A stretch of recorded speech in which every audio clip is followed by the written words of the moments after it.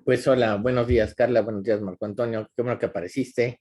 Yo sé que es temprano, pero pues hay que estar en la clase, ¿qué vamos a hacer?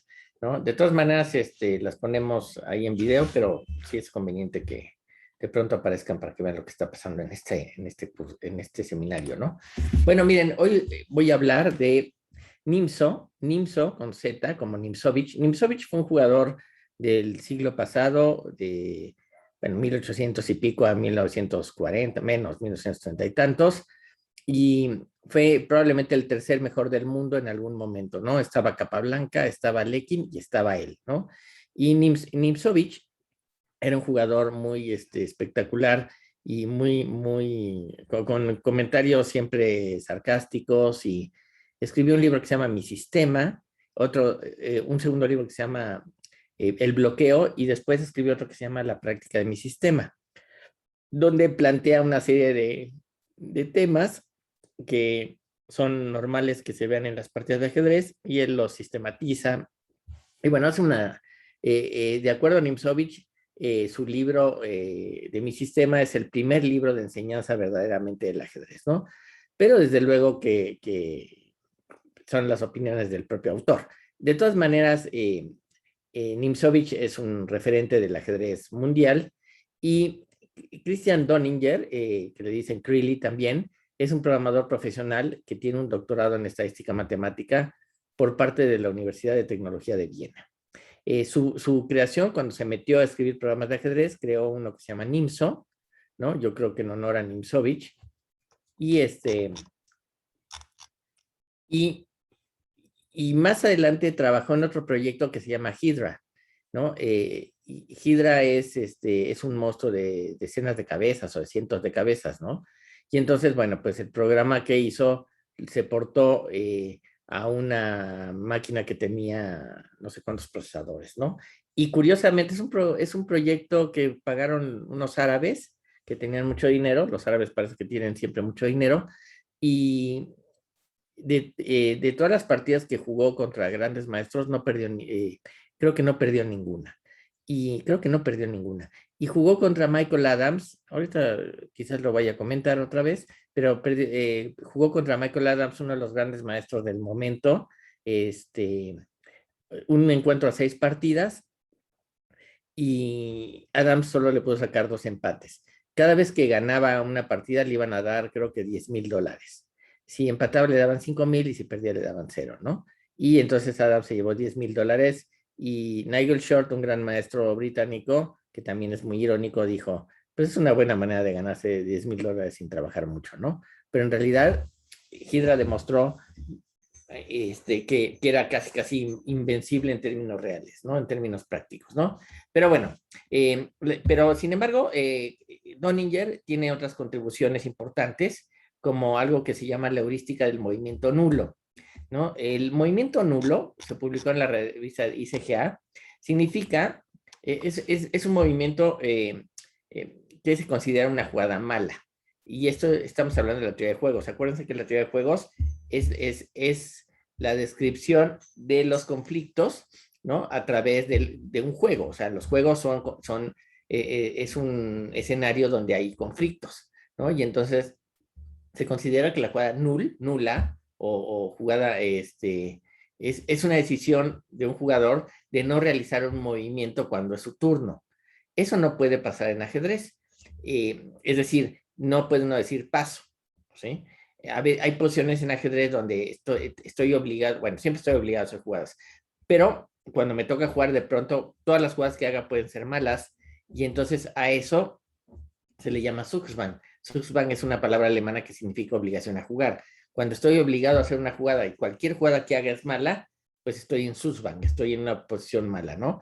Entonces, Donninger creó una idea de decir, bueno, ¿qué pasaría si en una partida de ajedrez, en mi programa, yo analizo como pasando?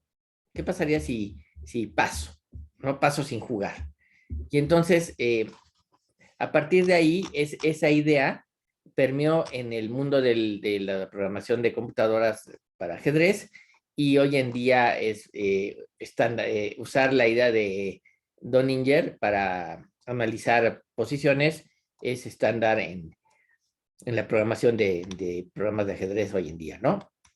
Bueno, pero este hombre, Donninger, austriaco, también hizo algo muy interesante, que yo empecé mi investigación también hace mucho tiempo, hace muchos años, con esta idea. El austriaco introdujo un lenguaje de programación gráfico orientado a expresar conocimiento de ajedrez, el cual bautizó como Che, así como C++ y no sé qué, se le llamó Che por chess, ¿no?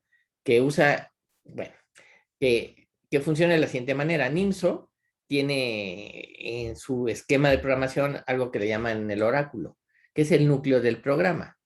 Y Che es un lenguaje de programación que se enlaza con el oráculo para decidir las jugadas. Ahorita hablo más de eso, ¿no? Pero bueno, años después trabajó Donninger, que le pagaron un muy buen dinero en Hydra, que era una máquina que jugaba ajedrez en un clúster que se llamaba Mirinet, el cual consistía en FPGAs, ¿no? Que son una serie de procesadores programables que contiene bloques de lógica cuya interconexión y funcionalidad puede ser configurada en el momento mediante un lenguaje de descripción especializado. La lógica programable puede reproducir desde funciones tan sencillas como un OR o un XOR o un AND, o un sistema combinacional muy complejo, ¿no? Todo en un sistema, en un chip, ¿no? Y el proyecto originalmente se llamó Brutus, y posteriormente fue patrocinado por el grupo de compañías PAL en los Emiratos Árabes, ¿no? Y eso significa que había mucho dinero para echar a andar el sistema, ¿no? Hydra jugó su primer partida en el 2004 en un campeonato de computadoras y lo ganó con 6,5 puntos de 7 posibles, encima de competidores como de los que ya hablaremos, como Fritz y Schroeder, y se demostró prácticamente el mejor programa. Solamente concedió un empate. En el siguiente torneo de computadoras del 2005 hizo 8 puntos de 9 por encima de Schroeder. O sea, Schroeder fue el segundo lugar, que también es un programa muy fuerte. En los torneos con seres humanos tuvo resultados notables porque le ganó a Michael Adams, lo venció a, aquí está mal esta nota, es de, le ganó 5-1, con 2 empates de Michael Adams, ¿no? Desafortunadamente, el proyecto se canceló en el 2006, ¿no? Yo creo que se cansaron de pagarle a Donninger, o bien dijeron, pues ya, le hemos ganado a jugadores. Michael Adams debe haber estado entre los 15 mejores del mundo, y pues si le ganamos a alguien así, con tanta ventaja, pues quiere decir que no tiene mucho sentido seguir haciendo esto, ¿no? Pero bueno, Donninger creó NIMSO en los años 90 del siglo pasado, y fue muy interesante porque creó algunos importantes desarrollos, ¿no? En los programas de ajedrez, ¿no? Por ejemplo, en 1995 y 96, Donninger decidió reformular el problema, decía, porque su sistema, aunque jugaba bien, le faltaba el punch de otros programas como Fritz. Entre las consideraciones importantes fue el poder alimentar conocimiento ajedrecístico de alguna manera que fuese fácil, ¿sí? Donninger tenía con él un experto en ajedrez, pero no en cómputo. Y entonces el autor desarrolló un lenguaje basado en algunos conceptos de Ford, que a decir del mismo puede aprenderse en un par de horas y que permite alimentar información al motor de NIMSO, al oráculo, para así darle más fuerza y potencia a sus movimientos. Bueno, para los que no hayan usado nunca Ford, Ford es un lenguaje de programación basado en un paradigma que en general no se usa, que es el stack. El stack es algo que tienen todas las máquinas. Por ejemplo, cuando yo hago una llamada a una rutina, el software tiene que acordarse de guardar de dónde se hizo la llamada, o sea, cuál es la dirección de donde se quedó, digamos, hacer la llamada, y cuando regresa de la rutina, seguir con el programa en donde se quedó. Esto es algo así como cuando uno está hablando por teléfono y de pronto lo interrumpen a uno para preguntarle algo. Entonces yo estoy diciendo algo por teléfono y alguien me interrumpe, entonces detengo la conversación por teléfono, me acuerdo de lo que estaba diciendo, respondo la pregunta que me hicieron y continúo desde el momento donde me quedé. No vuelvo a contestar el teléfono diciendo, bueno, así con quién hablo. No, ya sé con quién hablo y me estaba acordando. O sea, hay una serie de eventos del pasado que se guardan para poder seguir, ¿no? Bueno, eso es un stack. Al final de cuentas, si la segunda rutina, imagínense que tengo varios teléfonos, suena un teléfono y me pongo a hablar, y cuando suena un segundo teléfono, pues le digo al del primer teléfono, espérame tantito, contesto el segundo teléfono y hago otra vez el mismo procedimiento. Si suena un tercer teléfono, le digo, espérame tantito, cuando contesto el tercer teléfono, cuando cuelgo ese tercer teléfono, regreso al teléfono anterior, sigo hablando, cuando termino con el teléfono 2, regreso al primero en donde me quedé, ¿sí? Eso es más o menos la idea del stack.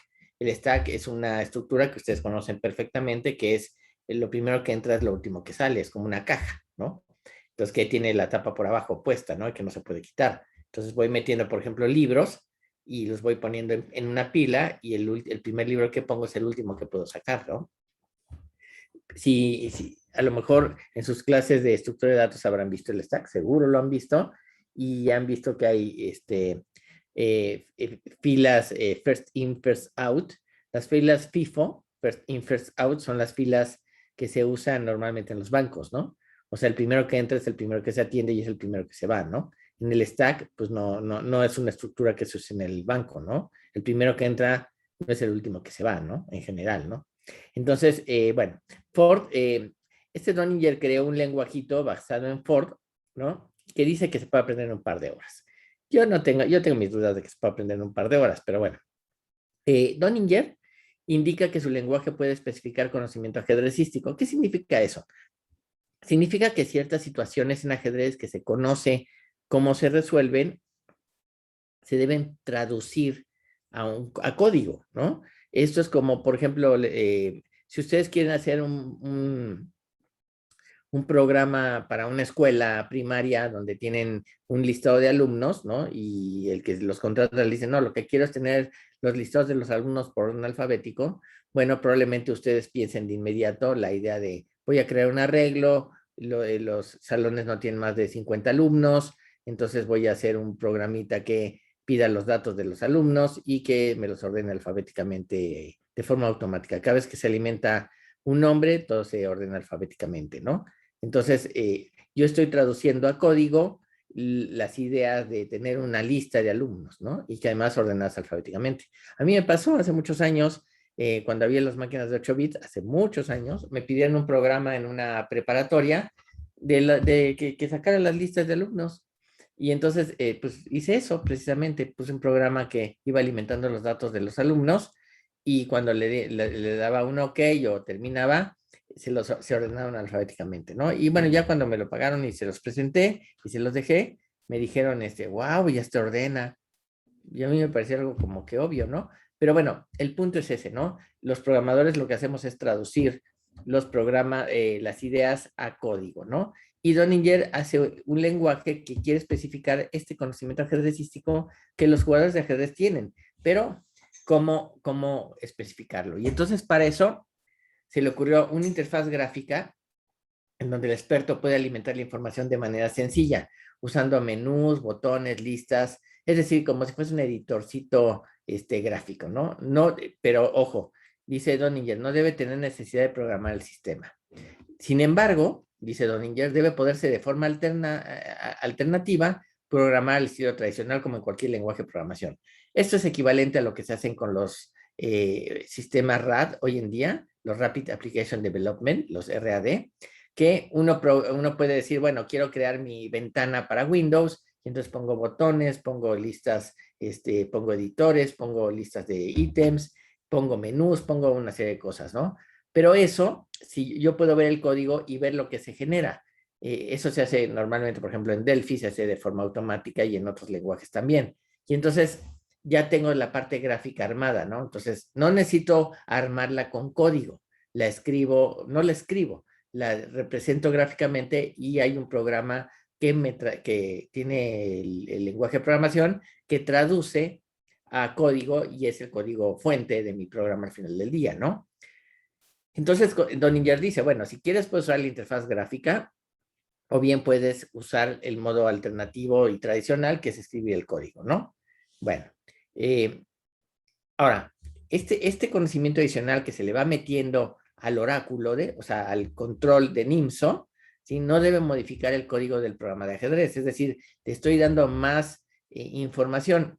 Si han llevado sistemas expertos o inteligencia artificial, recordarán la idea de los sistemas expertos, que son reglas causa-efecto, ¿no? Por ejemplo, si estornudo, tengo gripa, o si tengo fiebre, pues tengo gripa, o tengo COVID, o algo así, ¿no? Si tengo una serie de síntomas, la causa pues tengo una enfermedad ahí que puede ser gripa, COVID o alguna cosa así, y entonces son eh, son las reglas que tienen if-then, ¿no? A ciertas causas ocurren ciertos efectos, ¿no? ¿Y qué hacen los sistemas expertos? Bueno, pues tengo yo una base de información que tengo que traducir de la experiencia de un experto humano al experto de la computadora, que a través de una búsqueda inteligente, aparentemente, ¿no? Que se llama búsqueda, encadenamiento hacia adelante o hacia atrás, ¿no? Son los dos métodos más usados. Se pueden encontrar las soluciones. Si yo pongo una base de datos de conocimiento muy pequeña, ¿no? Bueno, el programa podrá resolver o dar resultados o un diagnóstico sobre lo que está pasando, sobre el tema que me ocupe, muy pobre. Pero en la medida que voy alimentando más información, más reglas, el programa será más inteligente, ¿no? Y ese conocimiento adicional no modifica el código del programa del sistema experto. Esto es lo mismo que dice Donninger. El conocimiento adicional no modifica el código del programa de ajedrez. Bueno, otra cosa que dice Donninger es que el sistema no debe hacerse más lento. O sea, debe correr más o menos a la misma velocidad. Desde luego, si yo le pongo más información, la esperanza de que eso no, de que eso ocurra, de que el programa no sea más lento, es una idea que no necesariamente se cumple, pero idealmente deberíamos evitarlo, ¿no? Y el sistema debe poderse extender fácilmente. Es decir, es como lo que hacemos en los lenguajes de programación. Creo una rutinita y después esa rutinita pasa a ser una rutina más sofisticada que hace más cosas, o bien es una rutinita que sirve en otras rutinas más complejas, y eso extiende los lenguajes, ¿no? Bueno, la interfaz gráfica que usa NIMSO se parece mucho al programa NIMSO, de hecho. Donninger dice que encontró dificultades para expresar las relaciones NOT y OR y resolver sus posibles ambigüedades.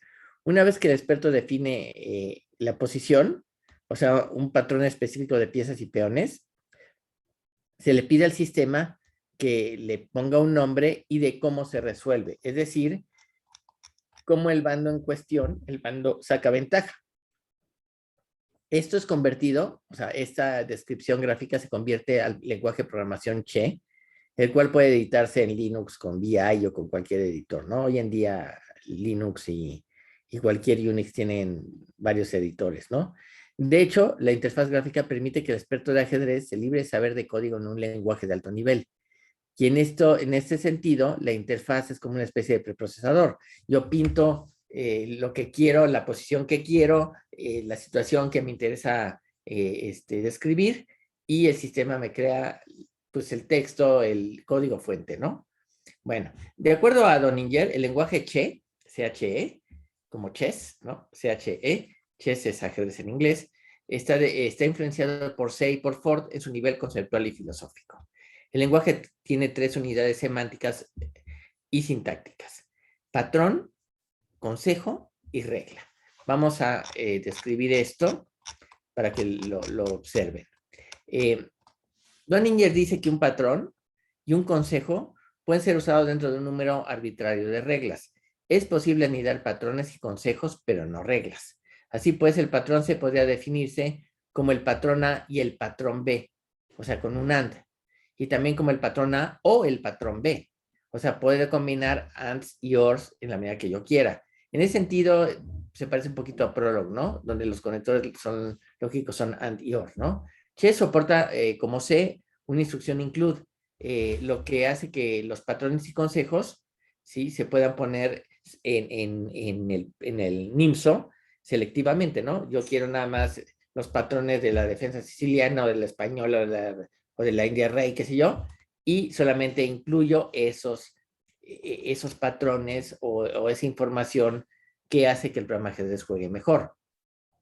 Bueno, hay otros que han intentado, eso hay que decirlo, diseñar lenguajes de propósito específico para el ajedrez, como por ejemplo hay un artículo de George Schaffer, que en realidad es una tesis de maestría, y eso es tipo el problema es que este tipo de lenguajes están muy ligados a la aplicación, y por ende solamente los programadores pueden extender los sistemas. En el caso de Che, cualquiera puede cambiar lo que se quiere que haga el motor de ajedrez. De esta manera, dice Donninger, es más fácil así desarrollar y mantener el código existente. En el artículo original de Donninger, cuando plantea la idea a su experto en ajedrez, que no conoce de computación, le dice a Donninger, ni por $1.000.000 estoy dispuesto a aprender a programar, ¿no? Y Donninger lo pone como pie de nota en su artículo diciendo, pues, si supiera que los programadores no ganamos esas cantidades nunca, ¿no? Quizás cambiaría su opinión. Bueno, Che en realidad no es un compilador, es un intérprete en la mejor tradición de Ford. Se produce un pseudocódigo de un solo byte para una máquina de stack, como en Ford. El intérprete, el código P es un pseudocódigo, ¿no? No es código de máquina real, es un pseudocódigo que se interpreta. Es decir, si yo tengo una instrucción que se llama add, por ejemplo, de sumar, esa instrucción se tiene que traducir a cómo se suma en ensamblador del sistema operativo, o sea, de la máquina que estoy usando, del procesador que estoy usando, cómo se hace una suma, ¿no? Pero yo puedo ponerle suma como instrucción, suma A más B, ¿no? Y entonces eso tiene que traducirse a la instrucción add con el acumulador con tal valor, y después carga el acumulador con el siguiente valor, haz la suma de los dos acumuladores, pone el resultado en el acumulador A o pone en la memoria, qué sé yo, ¿no? Entonces, el programa de Che es un intérprete muy sencillo y solamente usa un byte por instrucción y usa el stack. Es decir, el stack es accesible. Algo que no dije y que tengo que decir es que en Ford el stack lo pueden manipular ustedes. En los lenguajes de programación tradicionales, los imperativos como Pascal, como C, como Java, como Python, ninguno de esos, bueno, no sé si Python, pero ninguno de los anteriores en general no permiten manipular el stack. El stack es una estructura que está ahí presente para cuando les decía me voy a procesos internos, cuando hago subrutinas, cuando hago procedimientos que se tienen que resolver y después llamar al programa principal, me tengo que acordar de dónde vengo y dónde me quedé. Y eso para eso se usa una máquina de stack, ¿no? Que es una estructura first in, last out, filo, así se llama, ¿no? El intérprete, dice Donninger, el intérprete de Che, puede analizar unas 1000 líneas por segundo. Toda esta información pasa al corazón del motor de ajedrez llamado Oracle, o el oráculo, que fue una idea de un trabajo de Hans Berliner, del cual no hemos hablado, que se hizo años antes, ¿no? Entonces, fíjense, otra cosa que es interesante tomar en cuenta es que los programadores pues se ayudan mutuamente, ¿no? Hans Berliner habrá escrito sobre High-Tech, su programa que corría en una máquina grande, en un servidor, bueno, en un mainframe, y porque era lo que había cuando Hans Berliner programaba, y eventualmente esas ideas pasaron al programa NIMSO, ¿no? Las tomó Donninger y las usó, ¿no? Bueno, de acuerdo con el autor de Che, el intérprete en su programa NIMSO es lo suficientemente rápido y no incide en los tiempos de análisis de las variantes que tiene que ejecutar el programa en su poda alfabeta. La poda alfabeta es una estructura que se parece al algoritmo Minimax, pero con algunas optimizaciones, de manera que se reduce los árboles y las búsquedas, ¿no? Es, digamos, un Minimax mejorado, ¿no? Ya lo hablaremos de eso. El código interpretado de Che es tan rápido como el código de máquina del compilador Watcom-C. La razón es que el código P es de un solo byte por instrucción y eso es muy compacto. Donninger promete, en su artículo, que planea implementar la parte de patrones de Che como un lenguaje de búsqueda de posiciones. Esto podría incrementar el potencial del desarrollo del sistema. Después de definir el patrón, el usuario podría buscar en una base de datos para hallar qué patrones existen, pero nada de esto se hizo finalmente. Esto que no hizo Donninger, eso fue precisamente parte del trabajo que hice para el doctorado, y eso, bueno, qué bueno que no lo hizo Donninger, porque pues como no lo hizo él, lo hice yo, y con eso pude terminar el grado, ¿no? Pero bueno, la definición de un patrón y el consejo o la regla que se puede tomar es la siguiente. Miren, les voy a poner déjenme compartir la pantalla. Esto se los voy a mandar desde luego. Bueno, aquí tenemos un tablerito, la definición de un patrón que se llama el sistema COL. El sistema COL es un sistema que hay un peón en forma de triángulo, estos tres peones y un alfil aquí en el centro, ¿no? Y el negro puede tener un peón acá, otro peón acá y otro peón acá.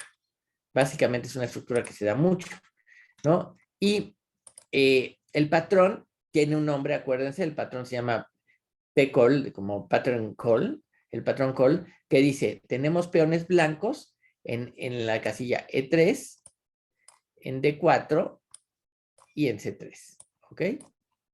Y peones negros en las casillas E6, D5 y C5, ¿ok? Y tenemos una pieza, un alfil blanco, white bishop, en la casilla D3 y listo. Esa es la estructura, ese es el conocimiento ajedrecístico que se le ha dado al sistema en este momento, ¿no?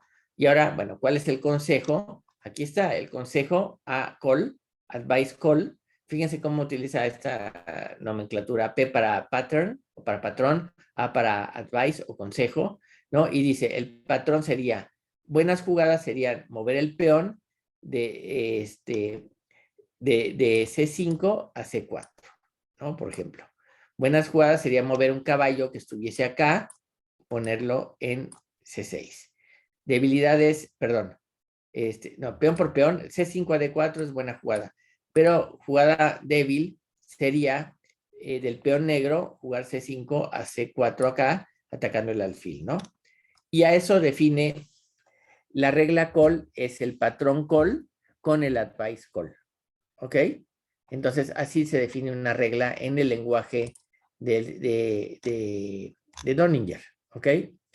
La regla se lee así: si los patrones entre las llaves, fíjense, este es el patrón, ¿no?, que está entre llaves, son verdaderos, entonces ejecutes el consejo.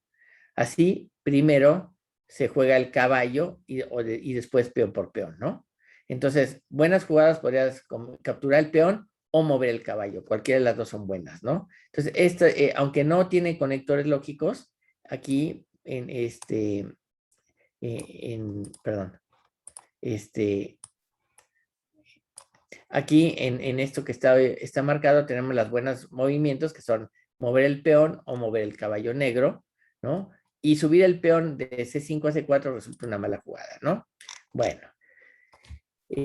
cuando alguien escribe un programa de esta naturaleza o una idea de esta naturaleza, tiene que mostrar ciertos resultados para saber pues, qué tan buena es la idea, ¿no? Los resultados, de acuerdo a Donninger, no son muy halagadores, sobre todo cuando los programas juegan contra seres humanos. Eso estamos hablando de los años 90, ¿eh? Dice el autor que en los torneos entre computadoras hay un balance mutuo de estupidez, pero con los seres humanos no, porque los ajedrecistas poseen un bagaje de conocimientos posicionales que hacen ver de maneras más útiles algunas posiciones. Por ejemplo, de acuerdo al autor, mientras más un programa no sabe que juega al ajedrez, mejor es contra los seres humanos. Y esto es la filosofía del programa Fritz. Es decir, piensa que, miren, los programas de ajedrez, uno de los primeros artículos que el programa ajedrez, y el programa le ganaba una y otra vez, ¿no? Y de pronto fastidia y quita el programa y dice, bueno, está bien, me ganó el programa, pero la verdad es que no hay nadie en casa. Sí, me ganó, pero el programa lo que hizo fue operaciones matemáticas y a través de funciones y demás, no hay nadie en casa, no sabe ni que juega al ajedrez. Pero ese es el equivalente a casi la mayoría de los programas que tenemos en nuestras máquinas, ¿no? Por ejemplo, nadie puede pretender pensar que Word, ¿no?, es un editor de textos inteligente. ¿no? Bueno, hace cosas que aparentemente son inteligentes, corrige la ortografía, reconoce en algunos casos ciertas formas de cómo escribir las cosas, qué sé yo, ¿no? Pero de ahí a decir que el programa es inteligente, pues o sea, que es un programa que está consciente de lo que hace y que piensa, pues no. Entonces, es de la misma manera que el programa de NIMSO, ¿no? Mientras más un programa no sabe que cuál ajedrez, mejor es contra los seres humanos, ¿no? Lo mismo pasa, mientras menos sabe un programa que lo que hace, simplemente lo hace, ¿no? O sea, si un procesador de palabras, al final de cuentas, es un modelo matemático de algo, ¿no? Porque la computadora es un creador de modelos matemáticos que se representan en términos de programas, ¿no? Bueno.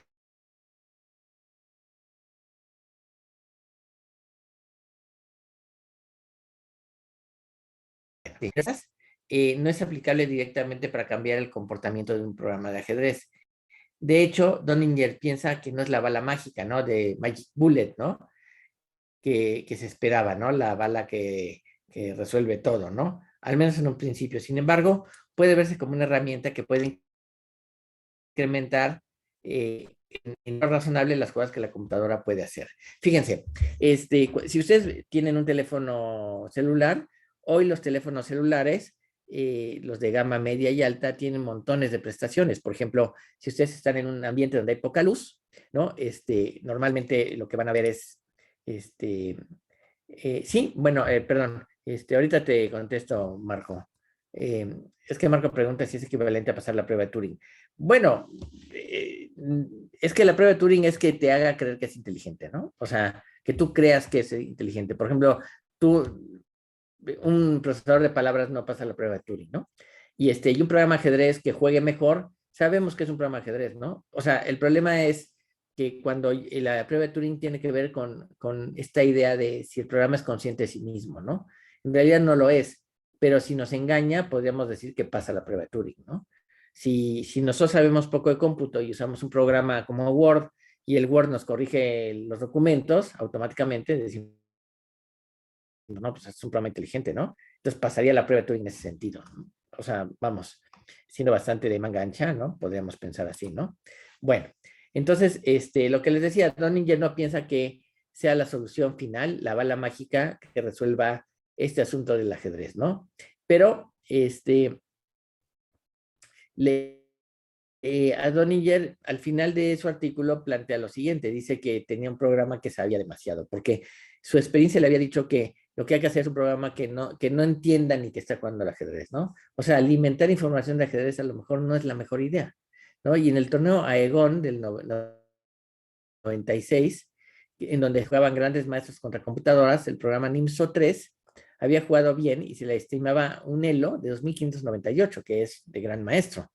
Pero el encuentro final en la primera mesa contra quien sería el ganador, el gran maestro humano Yasser Seirawan, bueno, jugaron una partida y en esta posición que están viendo, la computadora tenía la torre acá y en lugar de enrocarse, movió la torre a esta casilla, ¿no? Es un movimiento terrible.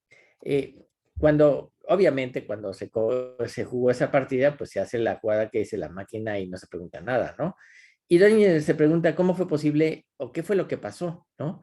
Eh, de acuerdo con la narración del propio Donninger, dice que después del encuentro contra Dark Zhou en Paderborn 1995, se añadió la siguiente regla al oráculo, una parte que NIMSO tiene para reconocer y manipular el conocimiento de ajedrez. Si aún no se han rocado y si ya se han hecho ciertos movimientos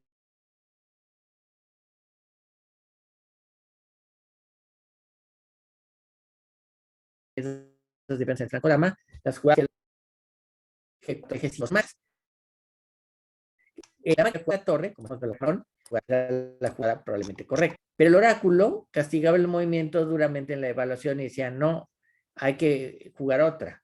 Esta penalización se daba solamente si el movimiento se hacía en la posición raíz, en el instante donde ocurre en este momento de la partida, pero no si el movimiento se hacía en la variante principal. La razón de esta regla fue la experiencia previa para el caso de las buenas jugadas dentro del oráculo, en donde el programa frecuentemente hacía su propia jugada y ganaba puntos extras en el oráculo por jugar el movimiento esperado por su mismo oráculo dentro de la variante. Es decir, se autopremiaba, ¿no? Si hacía una jugada que pensaba que era buena, entonces el propio oráculo le daba premio a su jugada, ¿no? Si el movimiento del oráculo estaba en desacuerdo, ese proceso se...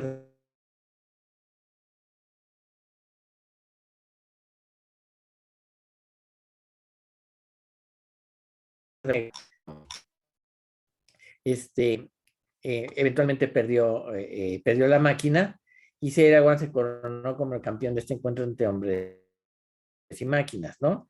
Dice con la torre en G8, poniendo la torre en esa posición, Nimzo 3 se brincó lo que proponía el oráculo. Después de hacer esta jugada sin sentido, G5 era que era la variante principal, Seidawan jugó E3 y Nimzo de todas maneras quería jugar G5, pero el oráculo le dijo, niet. Así dice el original, ¿eh? Dijo, no. Por lo que G5, que era la jugada correcta, nunca la jugó y se hizo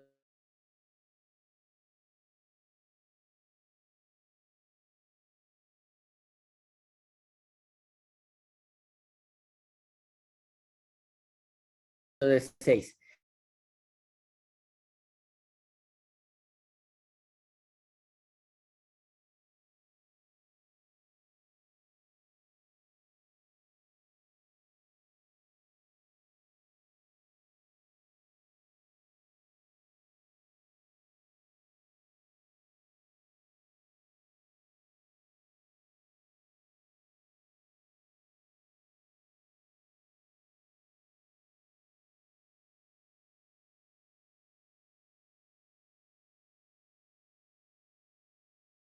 La referencia del programa, ¿no? Es más fácil usar el esquemita es más fácil iniciar el sistema a través del modo gráfico y que el programa escriba las instrucciones, ¿no? Que no está tampoco tan difícil, pero vamos, la idea fue buena, quizás la implementación no fue tan poderosa como esperaba Donninger y eventualmente no funcionó como él lo hubiese esperado, ¿no? Entonces, bueno, ahí queda, ¿no? Lo que hizo Donninger y todavía ya vamos a ver, vamos a ver cómo sacar un poquito ventaja de esta idea, que fue lo que yo eventualmente hice y que lo tengo bastante claro. ¿Cuál es, o sea, en qué se equivocó Don Miguel? ¿O por qué no su sistema no funcionó como él esperaba, ¿no? Pero bueno, estamos hablando de programas de los años 90 que obviamente no tenían las posibilidades de los de ahora, ¿no? Bueno, eso sería con respecto a Crilly Donninger, ¿no? Que fue uno de los programadores que en su momento hizo un programa muy fuerte que tenía una evaluación profesional muy interesante por ejemplo, el maestro internacional Kenneth Frey le parecía de los mejorcitos para usarlo como ayudante para trabajar en su ajedrez, ¿no? Entonces, bueno, ahí queda el esfuerzo de Nimso. Nimso ya no se siguió desarrollando y me parece, pero, pero bueno, cada quien tiene su propia opinión, que bien Donninger podría haber donado el código fuente de NIMSO para que otros trabajaran en él, pero ahí se queda, ¿no? Muchos programas pues se van a la obsolescencia y ya nadie les mete mano, ¿no? En fin, eso sería lo del día de hoy. ¿Dudas? ¿Comentarios?